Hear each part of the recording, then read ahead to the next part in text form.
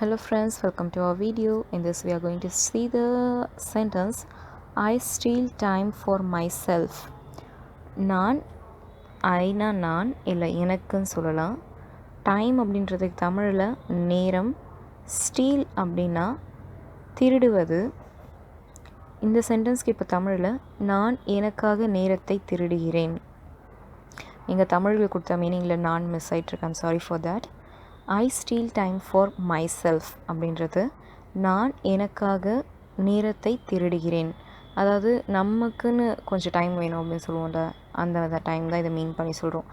எனக்கான நேரத்தை திருடுகிறேன், நான் எனக்கான நேரத்தை திருடுகிறேன் சொல்லிட்டு I steal time for my self.